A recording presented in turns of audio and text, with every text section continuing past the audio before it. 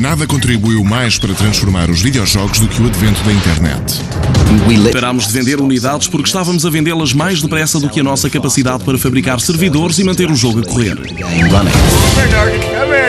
Subitamente, os mundos dos jogos virtuais estavam ligados. Posso jogar com pessoas de todo o mundo e isso é um delírio. E vidas alternativas emergiram num novo e viciante género de videojogos. Isto é o sonho de qualquer miúdo. Os videojogos estão a levar-nos ao ponto de nos tornarmos escravos das máquinas. Será que chegaremos ao dia em que alguém conseguirá persistir completamente num jogo de vídeo? Bem, isso é o que estamos prestes a descobrir.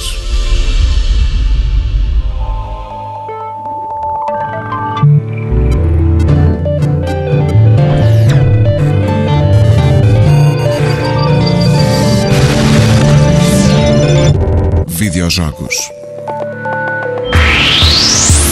Nas últimas décadas, a forma como vivemos as nossas vidas alterou-se rapidamente. E talvez nada tenha mudado mais do que a maneira como nos relacionamos uns com os outros. Em vez de comunicarmos cara a cara, agora interagimos em espaços partilhados e frequentemente virtuais. Gostaste? Se pensarmos bem, é extraordinário que pessoas de todo o mundo possam estar digitalmente ligadas a jogarem todas ao mesmo tempo.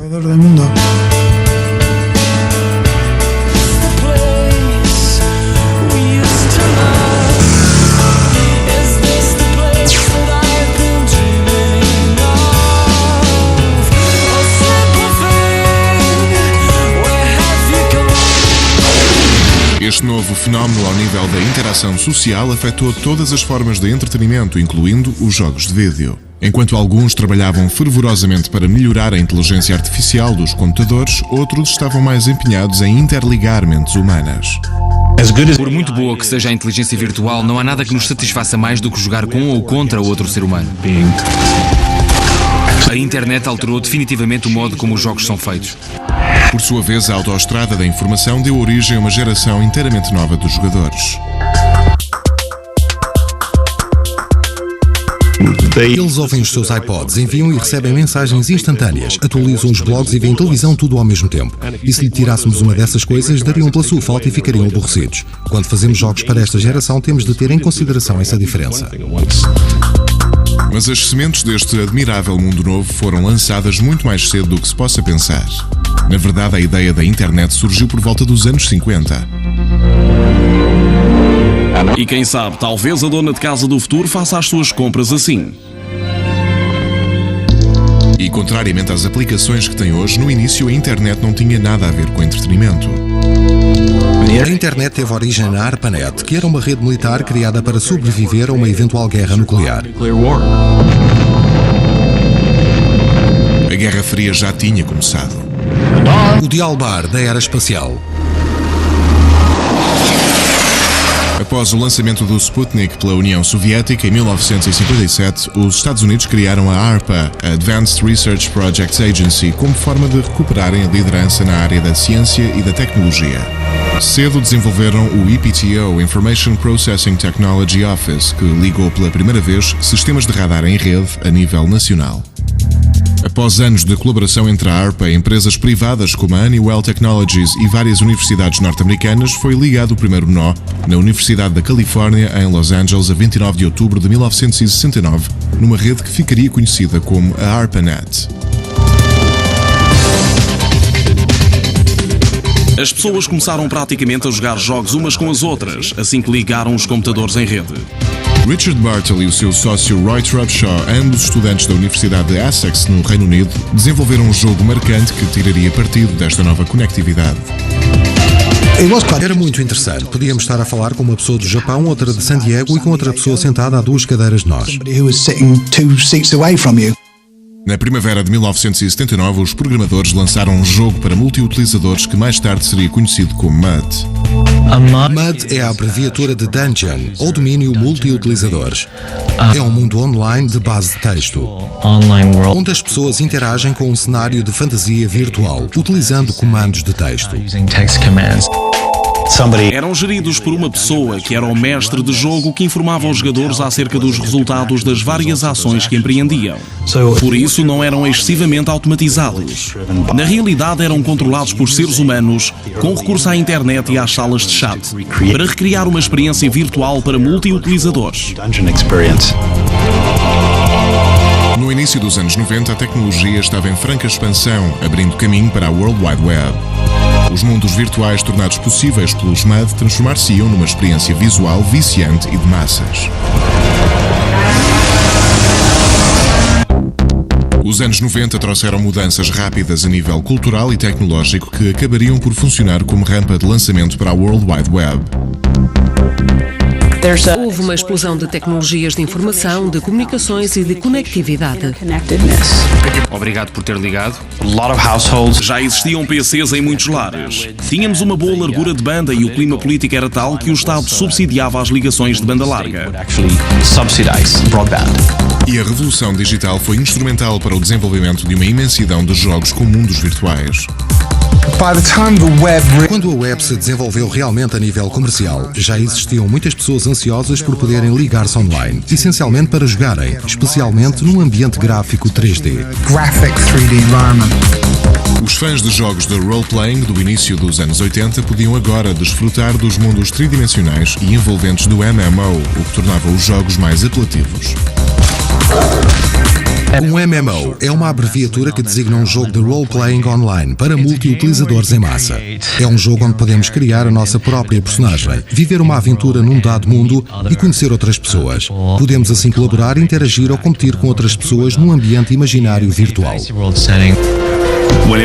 Quando as pessoas jogavam em caves não havia mais do que uma dúzia de jogadores. Mas agora subitamente estavam a jogar com centenas de milhares e potencialmente milhões de pessoas. Isso altera a natureza da experiência. Jogados na internet, os MMOs são visualmente deslumbrantes e contêm vastas paisagens onde os jogadores podem jogar, socializar, lançar a destruição e criar histórias complexas. Uma das primeiras experiências de MMO surgiu em 1991 com o lançamento do Neverwinter Nights. A primeira versão de Neverwinter Nights era em AOL e foi um dos primeiros jogos online para multi-utilizadores em massa. O jogo continha gráficos em 2D, mas comparativamente aos MUDs de base texto do passado, representou um gigantesco salto em frente. Havia uma certa percentagem da população que ia registar-se em comunidades virtuais de base texto. Mas quando estas começaram a tornar-se gráficas e visuais, cada vez mais pessoas começaram a pensar: assim posso ver os outros jogadores e clicar sobre eles, em vez de apenas digitar os seus nomes. No entanto, o Neverwinter Nights estava limitado aos assinantes da AOL. O primeiro grande êxito deste tipo de jogos adveio com o lançamento do Ultima Online em 1997, que se baseava no estilo típico do Dungeons & Dragons. Britânia é apenas um dos muitos países que podemos encontrar no multiverso, que é o Ultima Online. O Ultima Online foi o jogo que abriu realmente as portas e revelou o potencial de um jogo para multi-utilizadores em massa e do que podíamos realmente fazer em termos de comunidade. Por isso, em certo sentido, é o avô de todos os MMOs que surgiram desde então. Lord British, que foi o criador do Ultima Online, trabalhava há 15 anos a criar jogos Ultima para PC e Amiga. Creio que já tinha produzido até 8 ou 9 jogos Ultima, cada um dos quais criaram uma nova consciência e uma comunidade de jogadores que seguia todos os seus passos.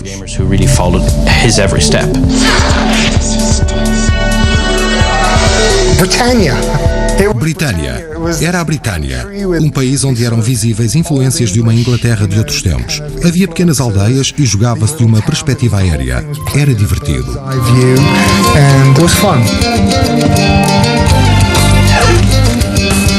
No entanto, o Ultima Online não tardou a ser substituído por um título com um êxito ainda maior, que dominaria o mercado dos jogos online durante muitos anos, o EverQuest. Na verdade, chamávamos-lhe Evercrack, dominava por completo a vida das pessoas. John Smedley, que no final dos anos 90 trabalhava na Sony Computer Entertainment, convenceu o seu patrão a arriscar numa nova ideia para um jogo multi-utilizadores online. Nem sonhávamos em que é que nos estávamos a meter quando decidimos fazer o jogo. Apenas pensámos, isto não vai demorar muito tempo a fazer. 3 anos depois, nem sei dizer ao certo quanto custou. Penso que o EverQuest foi bastante especial na medida em que foi o primeiro MMO em 3D. Foi o primeiro jogo a apresentar um mundo imaginário em 3D e a envolver-nos realmente naquele cenário, permitindo-nos vislumbrar tudo o que era possível fazer naquele tipo de ambiente. Para serem os primeiros a vislumbrarem o futuro, jogadores de todo o mundo registaram-se online para jogar EverQuest, a quando do seu lançamento na primavera de 1999. No primeiro dia, registaram-se tantos utilizadores que os servidores começaram a ir abaixo. Não conseguimos mantê-los em cima porque não tínhamos largura de banda suficiente. A popularidade de jogos como o EverQuest tinha um efeito cumulativo. Quanto mais pessoas o jogavam, mais rapidamente se tornavam conhecidos. As atividades do jogo atraem tanto as pessoas como as atividades sociais. É ela por ela. As pessoas passam tanto tempo a falarem umas com as outras como o tempo que passam a combater monstros ou a efetuar demandas. Os MMOs, graças ao mundo de possibilidades que ofereciam, atraíam uma grande diversidade de pessoas, muitas das quais não se consideravam jogadores típicos. Vivemos numa sociedade global, fazemos parte de um sistema muito mais vasto do que nós. Estes jogos satisfazem essa necessidade de estarmos integrados num sistema vasto, mas também de exercermos um certo controlo sobre esse enorme sistema global. Nick Yee, que está a fazer um doutoramento em Sociologia na Universidade de Stanford, focou a sua atenção no estudo da dinâmica social que se desenvolve nos MMOs, numa tese a que deu o nome de O Projeto Dédalo. Temos vários tipos diferentes de grupos. Os de curto prazo, chamados pick-up groups, podem durar de 5 minutos a 1 hora.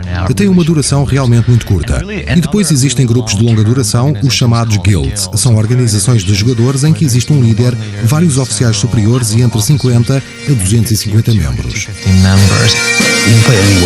Podemos jogar como quisermos, mas regra geral, para um grupo de seres humanos ser eficaz tem de haver alguém a comandar. Os MMOs são realistas ao ponto dessa dinâmica social se ter desenvolvido espontaneamente nos seus ambientes. Houve uma recriação dos primeiros estádios civilizacionais da humanidade e do tribalismo. Durante muito tempo, o entretenimento interativo ou os jogos de vídeo foram uma experiência solitária. Mas neste momento, o que as pessoas querem é poder jogar umas com as outras, à semelhança do que acontecia com os jogos de salão ou os jogos de tabuleiro que eram jogados em família ou com amigos.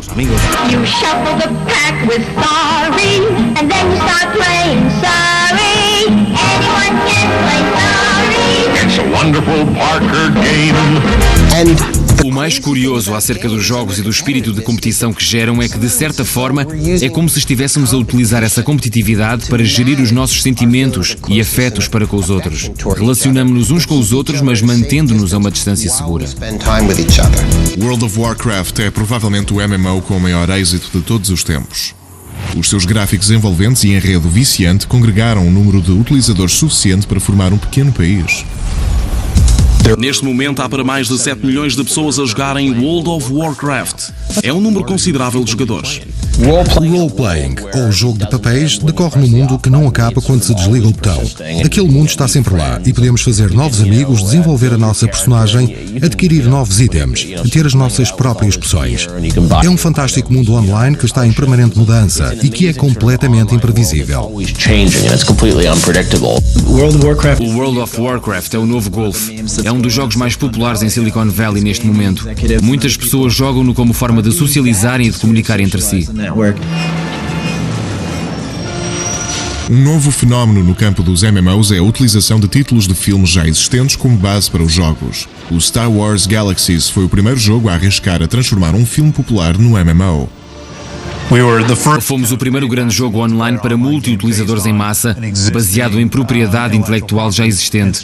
E o Star Wars é muito diferente do género de fantasia que vemos nos outros MMOs.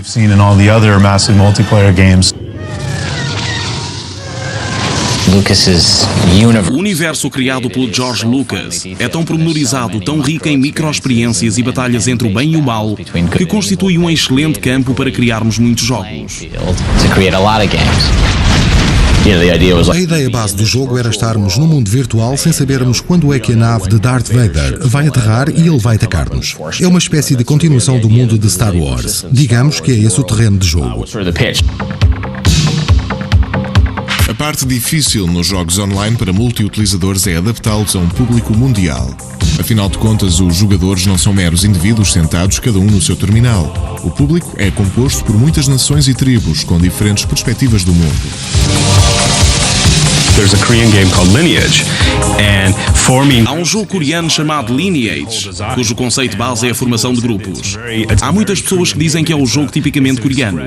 O facto do objetivo principal ser integrar-se num grupo e tornar-se muito poderoso no seio desse grupo é uma expressão da cultura coreana. Os jogos online associados aos Estados Unidos, pelo contrário, são muito individualistas. associated with America are very individualistic. Só o aparecimento de um forasteiro salvou Sosaria da sua destruição iminente. Embora os jogos reúnam uma enorme comunidade de fãs, se não mesmo de fanáticos, os críticos alertam que estes jogos se tornaram demasiado bons. O caráter viciante reside no facto de querermos sempre mais e melhor. Quer uma corda melhor, uma espada melhor. Está igualmente relacionado com a existência de um sistema de feedback que na vida real nem sempre obtemos de forma tão direta. No mundo real, ninguém nos atribui 5 pontos da experiência por cumprirmos com êxito certas tarefas, tais como ir de casa para o trabalho. Eles consultam pessoas que trabalham na indústria dos jogos de azar. Sabem que há uma parte do nosso cérebro que nos leva a desejar sermos recompensados pelo trabalho que fazemos.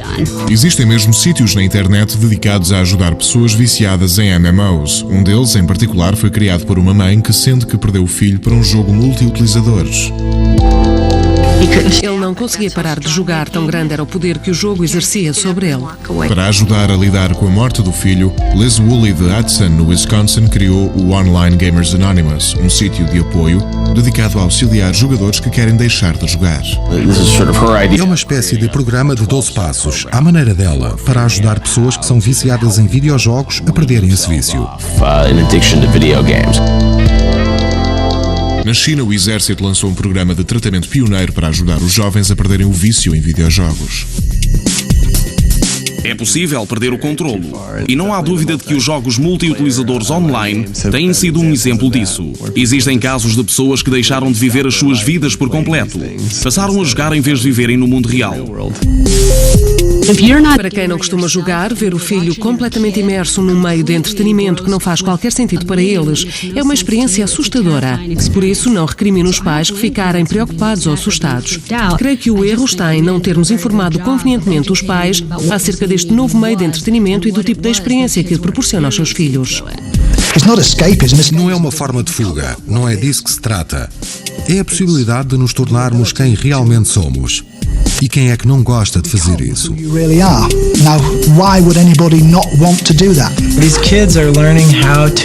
Estes miúdos estão a aprender a controlar, a gerir, a projetar comunidades inteiras ou a aprenderem a ser democráticos. É algo muito diferente do que a imagem sugere.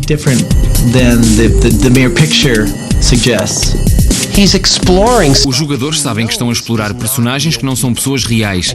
Sabem que aquele é um lugar seguro para gerirem as suas emoções, pois têm a certeza absoluta de que não está ali ninguém. Isso permite aos miúdos gerirem as suas emoções.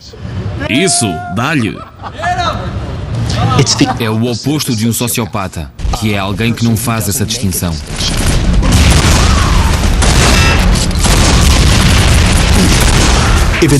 Se não fossem os jogos de vídeo, seria outra coisa qualquer. Os jogos de futebol aos domingos, por exemplo. Haverá sempre um aspecto social qualquer para criticar. Não sei se sabem, mas os computadores têm um botão para desligar. Importa-se de aguardar um momento, tenho outra chamada em linha.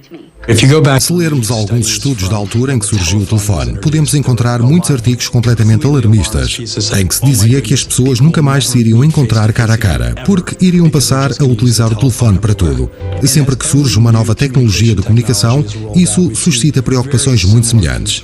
De que vai ser o fim da humanidade e da interação com outras pessoas. Os miúdos de agora nunca viveram sem internet. Toda a sua experiência social inclui a internet. E creio que, ironicamente, isso vai contribuir para que estejam mais bem preparados do que a minha geração para lidar com o tipo de meios de entretenimento eletrónicos do futuro. Nós não sabemos quando devemos parar, ao passo que os miúdos de hoje sabem equilibrar melhor tudo isso. Já ouvimos histórias de pessoas que passaram 18 horas seguidas a jogar. Histórias de pessoas que mataram outras por causa de artigos do EverQuest ou do World of Warcraft, que estavam à venda no eBay. Mas isso foi nos primeiros tempos. Quando as pessoas se habituarem a esta realidade e ela se tornar uma coisa banal e sempre presente, deixará de ser uma novidade e o choque inicial irá desvanecer-se. Os meus pais estão muito satisfeitos com o que faço. Alessandro Avalone é um dos principais jogadores profissionais de Itália, é um exemplo de alguém que soube tirar partido do seu gosto pelos jogos. Na verdade, à semelhança de muitos jogadores, aprendeu a fazer disso uma carreira. Viajo pelo mundo inteiro, divirto-me e estou a ganhar bom dinheiro. O advento dos torneios de jogos multiutilizadores deu origem não apenas a grandes convenções, mas também a um crescente e competitivo circuito de jogos, que todos os anos oferece milhões de dólares em prémios e patrocínios.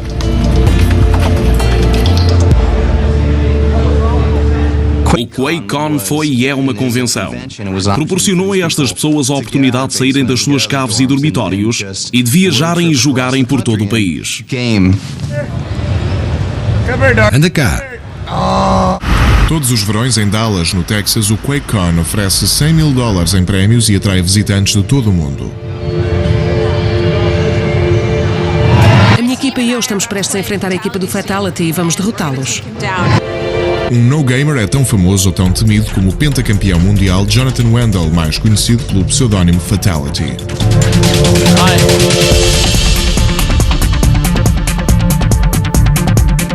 Ele é um jogador profissional de desportos eletrónicos que já ganhou mais de $500 mil em dinheiro e prémios em competições profissionais. É um verdadeiro porta-voz da indústria e também uma das pessoas que irá contribuir para a vulgarização do jogo profissional e tentar fazer com que as pessoas tomem consciência de que isto é um desporto, de que é uma coisa séria. Não se trata apenas de um jogo. Embora haja quem considere que a tecnologia está a contribuir para o isolamento dos jovens, estas conferências estão, na realidade, a reunir jogadores em grupos sociais tradicionais. E a popularidade destas competições não para de aumentar. No entanto, a próxima geração de jogadores talvez não tenha tanta necessidade de competir. Há uma nova tendência nos jogos multiutilizadores, em que os jogadores são igualmente criadores. Assemelham-se muito mais à web. Podemos usá-los para a finalidade que desejarmos. Na realidade, estes jogos multiutilizadores não são de todos jogos, mas sim mundos digitais onde podemos viver outras vidas. É a possibilidade de nos recriarmos a nós próprios ao alcance dos nossos dedos.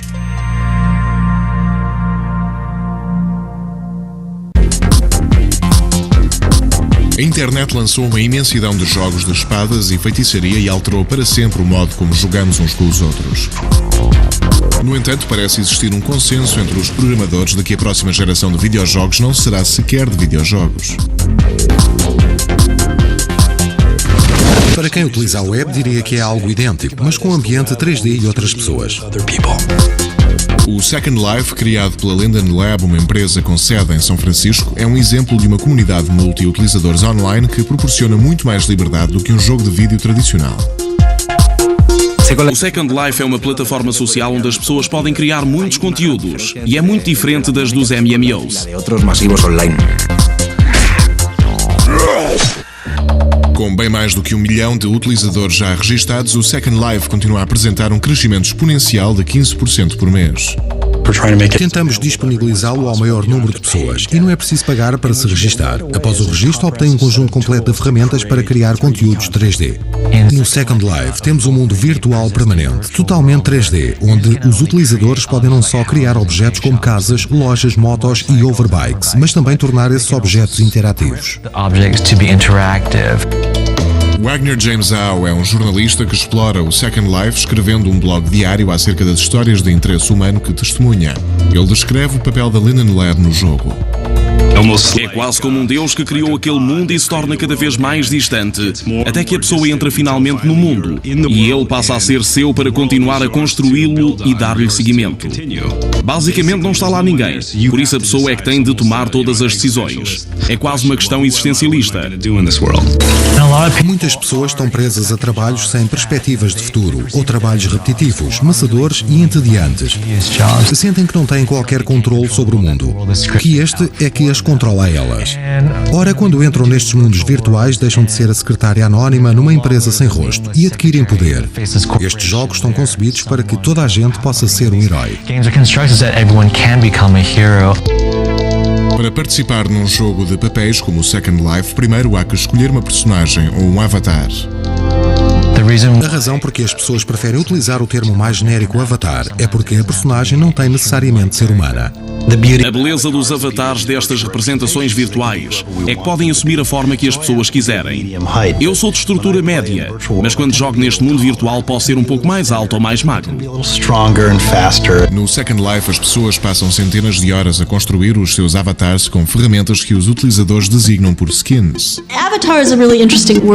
Avatar é uma palavra muito interessante. Faz-me recordar o termo figura de ação que surgiu a quando do lançamento do G.I. Joe. Já existia a Barbie e a empresa que lançou o G.I. Joe queria vender estes bonecos a rapazes. Os rapazes não brincam com bonecas, brincam com figuras de ação.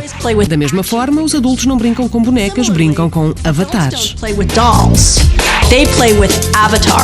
O Second Life registra o género e a idade de todos os seus utilizadores e descobriram alguns dados estatísticos interessantes. Cerca de 80% das personagens femininas dos MMOs são encarnadas por homens. Há muitas reflexões interessantes a retirar daí em termos do conceito de masculinidade e da forma como nos últimos 20 ou 30 anos as mulheres têm sido incentivadas a tornarem-se mais masculinas em muitas situações, ao passo que a feminilidade nos homens continua a ser muito mal vista. Há muita autotransformação e o que é interessante do ponto de vista psicológico é ver como é que isso influencia a forma como as pessoas se comportam umas com as outras online e como é transposto para a vida real. Creio que há um certo elemento de fuga nestes mundos virtuais. Tal como na vida real, as pessoas sentem curiosidade em relação ao modo como vivem as celebridades e utilizam-nos como fuga. As pessoas gostam de sentir que podem fantasiar acerca de como é viver num mundo mais elitista. Creio que chamar-lhe fuga confere imediatamente um sentido pejorativo ao debate, pois a fuga é encarada como algo negativo. Creio que será mais interessante pensarmos no que estes jogos representam em termos da utilização do tempo por parte das pessoas. Por exemplo, no facto de muitas pessoas preferirem jogar online ao verem televisão. Nesse sentido, estão a dedicar menos tempo a uma atividade passiva e de consumo, que também tende a ser solitária, e a preferir uma atividade interativa, de colaboração e de cariz social. Algumas pessoas não se limitam a escolher personagens do sexo oposto, mas optam por avatares em forma de animais ou de objetos. Neste caso, os animais funcionam como um tótem. Ao longo dos tempos, houve muitas culturas por todo o mundo que acreditaram em tótems e em estar em sintonia com os seus tótems. Será que eu sou um lobo, uma águia ou um falcão? É o conceito do animal com o qual nos identificamos. Já existem muitos estudos que indicam que a forma como nos apresentamos nestes mundos virtuais, independentemente da representação visual que escolhemos, tende a revelar muita da nossa personalidade. Se vestirmos uma boa camisa, arranjarmos o cabelo ou colocarmos novas lentes de contacto, isso é criar um avatar. É uma imagem virtual de nós próprios. Ao longo da sua experiência como repórter, Wagner James Au tomou conhecimento de inúmeros casos de utilizadores que melhoraram as suas vidas através destes mundos virtuais. Já vi muitas pessoas conhecerem-se no Second Life e depois transporem essa relação para a vida real. Muitas vezes apaixonam-se. Ou seja, o jogo funciona como um meio de aproximação. Muitas pessoas com deficiências na vida real afirmam que o jogo lhes devolveu uma certa sensação de controlo sobre as suas vidas. No entanto, as histórias nem sempre são edificantes. Esta segunda vida não é necessariamente mais cor-de-rosa. Li sobre um alemão que se apaixonou por uma pessoa dos Estados Unidos e que viajou até cá, mas as coisas não resultaram e de repente viu-se sozinho no meio dos Estados Unidos sem saber para onde ir. Também há casos desses. No Second Life podemos encontrar políticos na vida real a candidatarem-se a cargos públicos, estúdios de fotografia virtuais e até concertos de rock ao vivo. Escrevi um artigo sobre detetives privados que investigam se os companheiros das pessoas estão a enganá-las no Second Life e que para tal montam operações infiltradas.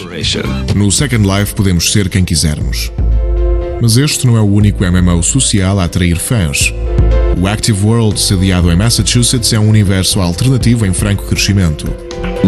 É possível criar um mundo completo que outras pessoas podem visitar na qualidade de turistas. Podem ver que propriedades é que existem e, se assim o desejarem, podem comprar uma casa, registar-se e passarem a integrar esse mundo. Um dos mais populares MMOs sociais é um jogo chamado Entropia. Boa noite. Eu sou a Saya King. Esta noite vamos mostrar-vos algo verdadeiramente espetacular. Vamos levar-vos ao interior do universo virtual do projeto Entropia. Concebido por uma empresa de software sueca, a MindArc, o jogo apresenta um universo virtual futurista. A comunidade online do Entropia tem 500 mil de participantes registados oriundos de mais de 200 países. O Entropia é um excelente exemplo de um jogo que liga o dinheiro do mundo real ao mundo virtual. Há casos de pessoas que gastam literalmente centenas de milhares de dólares verdadeiros a comprar propriedades neste mundo virtual. John Jacobs, conhecido como o Avatar Never Die, hipotecou a sua casa verdadeira em Miami para comprar um clube noturno no mundo virtual do Entropia. Recuperou o dinheiro em menos de um ano. Tive um rendimento bruto de $100 mil após 8 meses de atividade. Tenho um centro comercial de 64 lojas. O valor médio é de cerca de $750 por loja. Há muitas pessoas a obterem pequenos lucros aqui e ali com vários bens. Na verdade, as economias virtuais são um fenómeno presente um pouco por todos os MMOs. O preço de qualquer coisa no Star Wars Galaxies é controlado pelos jogadores. Iremos mais facilmente comprar uma arma a alguém que a construiu num jogo. E o preço é determinado com base nas leis de oferta e da procura. Julian Dibble, autor do novo livro Play Money, passou um ano a trabalhar para ganhar a vida nas economias virtuais de jogos de role-playing, comprando e vendendo artigos virtuais em troca de dinheiro real.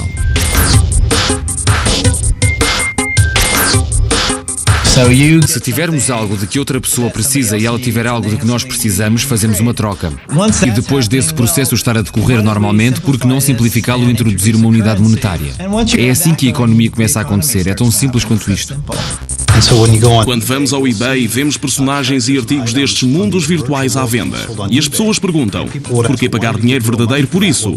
Bem, porque alguém investiu 100 horas de trabalho naquela personagem. E 100 horas do meu tempo têm um valor que eu posso quantificar em termos monetários. Se houver ali uma pessoa a esbanjar dinheiro, haverá outra pessoa que terá a possibilidade de ganhar dinheiro. Ganhar a vida num mundo virtual poderá um dia tornar-se uma ocorrência comum. Segundo os últimos dados da Linden Lab, havia 3.000 pessoas a obterem um rendimento real de $20 mil ou mais por ano. A mais famosa é Anchi Chang. A sua análoga no mundo real vive na Alemanha e tem um rendimento estimado de $150 mil por ano.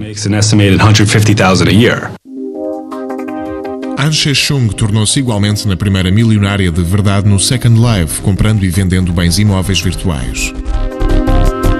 A forma como as pessoas ganham a vida no Second Life insere-se em duas categorias: modelo Donald Trump e Donna Karen. Há muitas pessoas que ganham a vida como magnatas do ramo imobiliário. Há um enorme mercado à disposição das pessoas que queriam melhorar os seus avatares, os seus alter egos. No Second Life, a propriedade virtual é um conceito muito importante. Neste momento, o jogo está a simular um espaço com cerca de 180 km², o que equivale a 3 vezes o tamanho de Manhattan. E isso está a ser feito com recurso a 3.000 CPUs. Então, como é que controlamos quem é que tem acesso a toda essa potência informática? Fazemos isso através do conceito de propriedade. Os jogadores detêm os direitos de propriedade intelectual sobre qualquer objeto que criem. Eu chamo-lhe a Declaração de Independência do Second Life.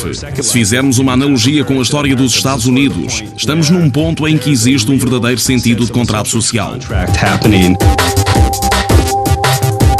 As pessoas criam bares, clubes, hotéis e casas. E tal como na vida real, quando se chega a uma discoteca e há uma fila muito grande, temos de pagar à entrada. Pues quando llegas a la puerta te toca pagar.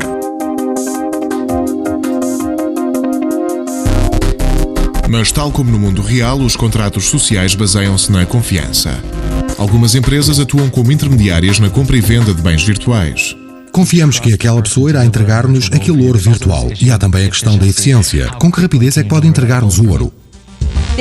A economia da Terra está intimamente ligada à economia em Calypso, o que torna o seu dinheiro válido nos dois mundos. Embora estas transações sejam geralmente consentidas pelos criadores dos jogos, nos dias que correm nem sempre são bem vistas pelos utilizadores, especialmente no âmbito dos MMOs tradicionais.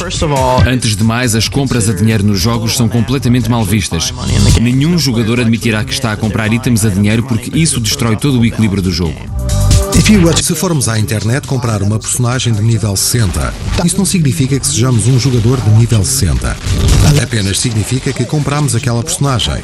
E quando as outras pessoas a virem e descobrirem que não somos realmente bons jogadores, não vão gostar nada de nós. Foi um desperdício de dinheiro porque compramos um estatuto que não nos pertence. Apesar das questões éticas, sempre houve uma explosão de oportunidades de mercado, tanto para grandes como para pequenas empresas nestes mundos virtuais. A American Apparel, que é uma marca real de roupa, acabou de colocar uma loja no Second Life. Podemos lá entrar, comprar uma roupa da American Apparel e vesti-la ao nosso avatar. Isso tem contribuído para divulgar a marca American Apparel e obter informações sobre o que é que as pessoas compram e vendem e quais as suas preferências. Esta empresa foi uma das primeiras a explorar este espaço virtual. Só no Second Life, as transações já atingiram um valor médio de 2,7 milhões de dólares por mês. Entre as marcas que já apareceram em mundos virtuais contam-se a Coca-Cola, a McDonald's, a Levi's, a Chrysler e a Adidas. É neste contexto que o Second Life pode tornar-se a próxima geração da internet. Em vez de nos ligarmos à Amazon numa interface 2D, podemos ligar-nos a uma versão virtual da mesma, folhear o livro que queremos e depois encomendá-lo. Mesmo empresas pequenas estão a encontrar oportunidades de negócio nos jogos multiutilizadores. Scott Ronglin, diretor artístico da The Next Arena, uma companhia de teatro de Los Angeles, está a promover a sua última peça no Second Life. Tic-tac, tic-tac. Ouviste o que eu disse? Trata-se de uma peça que lida essencialmente com o subconsciente, por isso pensámos que seria boa ideia estrear uma parte no mundo virtual. Para pôr em prática o projeto, a companhia de teatro abordou o estúdio de cinema virtual Studio Shores. Silver e Goldie Goodman são os avatares que gerem o estúdio virtual. Na vida real, são realizadores que têm criado conteúdos pioneiros neste mundo virtual. No Second Life, a câmara pode flutuar até onde quisermos. O processo de filmagem é emocionante graças aos ângulos e movimentos que podemos fazer. Existem muitas maneiras diferentes de ganhar dinheiro nestes mundos virtuais. Julian Dibble teve a inteligência de vender o seu livro sobre economias virtuais numa economia virtual. Ele está a vender uma cópia do seu livro no Second Life. É o livro completo, e se quisermos pode assiná-lo, pois há a tecnologia que torna possível que o seu avatar autografe o livro. Existem mesmo economistas que estão a começar a monitorizar estas transações virtuais. Se dispuserem desses valores e compreenderem como é que estas coisas são produzidas, os economistas podem afirmar com segurança que o EverQuest, por exemplo, tem um produto interno bruto de 135 milhões de dólares. O produto interno bruto per capita do EverQuest foi maior do que o da China ou da Rússia. Isto é espantoso porque, se pensarmos bem, um miúdo na Índia com acesso a uma conta PayPal e ao EverQuest poderia ganhar mais dinheiro real no mundo virtual do que numa área de centenas de quilómetros em redor da sua aldeia. Quando pensamos em dinheiro, encaramos-lo como algo real, pensamos que é real, mas esquecemos de que na realidade é o Estado que o emite e declara o seu valor. Penso no dinheiro como a primeira tecnologia virtual, pois representa outras coisas que não estão ali, mas que nós podemos projetar na nossa imaginação e nos nossos desejos. Não se trata aqui da capacidade de distinguir a realidade do que é virtual. A questão é que o virtual adquiriu um valor real. Penso sinceramente que as realidades virtuais estão a conduzir-nos para uma globalização ainda maior. Porque o que é fantástico acerca das realidades virtuais é que não têm limites absolutamente nenhuns. E há uma enorme quantidade de transações comerciais a ocorrerem neste contexto. A maioria dos atuais mundos virtuais foi construída por entidades comerciais para fins de entretenimento. Na sua maior parte são encarados como jogos, mas é possível que, com o passar do tempo, o termo mundo virtual se expanda e passe a abranger uma gama mais vasta de finalidades nos ramos do entretenimento, da educação, da medicina e no ramo militar. Um dos aspectos fantásticos dos mundos virtuais da atualidade é que se assemelham muito ao que a web representou em 1994. Nessa data, em todas as empresas e organizações havia pessoas que insistiam para que as suas empresas criassem os seus próprios sites. Passados 4 anos, as empresas não deram ouvidos a essas pessoas e tiveram de comprar domínios por centenas de milhares de dólares.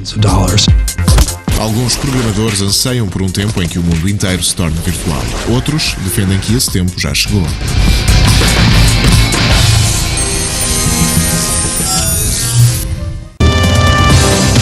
Quase 50 anos após o seu aparecimento, os videojogos continuam a crescer e a evoluir. Quando começa a pensar nas mudanças que os videojogos sofreram desde o Pong até o World of Warcraft e nas mudanças que ainda vão sofrer no futuro, quase que fico com vertigens.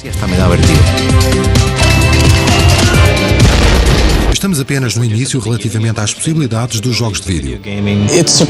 A indústria dos videojogos já ultrapassou a do cinema e vai ultrapassar a da música este ano. E em 2008 os videojogos estarão a render mais dinheiro do que a indústria da música e do cinema combinadas. A combinação de cenários ricos em 3D e de enredos bem construídos, associada ao facto de os utilizadores poderem ser autores da sua própria experiência, contribuíram para que os videojogos se tornassem a forma de entretenimento dominante no mundo. E é um meio que só irá melhorar no futuro. Creio que no futuro vamos continuar a ter jogos de combate, de desporto e de aventura, mas que também surgirão novos géneros que irão surpreender-nos a todos. Estamos igualmente a trabalhar noutra tecnologia chamada Euphoria, que basicamente simula a forma como o nosso sistema nervoso reage quando sofre qualquer tipo de impacto. Penso que nos próximos anos vamos assistir a um avanço tal que passaremos a estar no computador, ou melhor, teremos uma versão de nós próprios no computador. Isto sempre aconteceu nos jogos, mas cada estádio da sua evolução aproximou cada vez mais os jogadores do sonho lúcido que é o videojogo da atualidade. Primeiro, a interface teve de ser desenvolvida para fazer com que mergulhássemos mais fundo na experiência. Depois nasceram os personagens para nos compelirem a ficar lá. Em seguida, o mundo teve de crescer à nossa volta para que tivéssemos consciência das possibilidades deste meio de entretenimento e a mente do jogo teve de nos provocar e simultaneamente fazer a nossa criatividade. Os jogos de vídeo do futuro nem sempre terão como função desafiar-nos. Em vez disso, servirão para nos transportar até onde quisermos ir. À medida que os nossos telemóveis se tornam mais potentes, apenas veremos as pessoas a passarem uma parte da sua vida em mundos virtuais, se elas quiserem. As pessoas que costumavam ir para casa a correr para jogar Tetris no computador veem agora os seus filhos a jogar nos telemóveis ou em outros aparelhos portáteis. Como é que todos estes mídia interativos podem tornar-se um meio de as pessoas se relacionarem umas com as outras, de transmitirem as suas emoções, os seus valores e interesses culturais a outras pessoas? E no final de contas, o que vai importar não será o aspecto gráfico, mas sim em que medida é que as pessoas podem utilizar este meio para comunicarem o que pretendem umas às outras.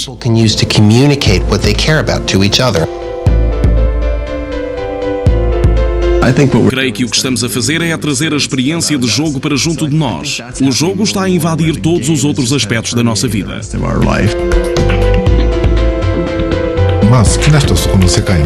Incentivaria qualquer pessoa que queira mergulhar num mundo virtual a ir em frente. Mas creio que aí deixariam de existir barreiras entre a realidade e a realidade virtual.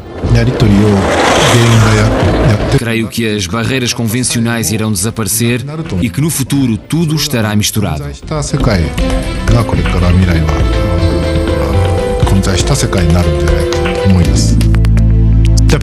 O problema dos videojogos e dos ambientes de jogo é que nos fazem pensar que o mundo em que vivemos, quando não estamos a jogar ou a ver televisão, que isso é real, que vivemos num universo muito programado. Não é a Matrix, mas também não é o que parece.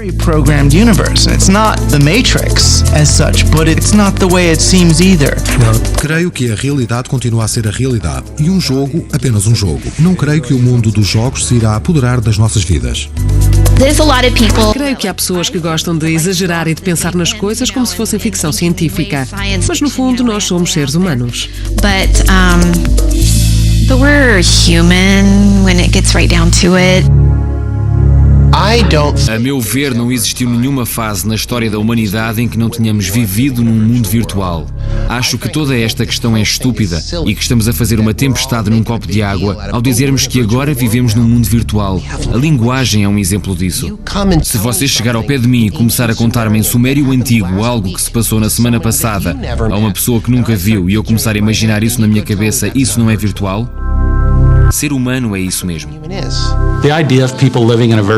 A ideia das pessoas viverem num mundo virtual, isso não é o futuro, é onde estamos hoje. Há uma cultura que gira em torno de provarmos o nosso valor. A pessoa que somos realmente revela-se no outro mundo, no de fantasia.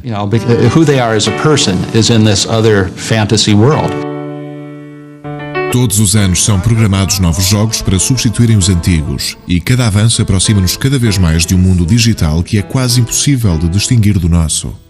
É possível que num futuro próximo vivamos as nossas vidas e experiências inteiramente num jogo de vídeo, num mundo que não existe, ou melhor, num mundo que não pode verdadeiramente ser tocado.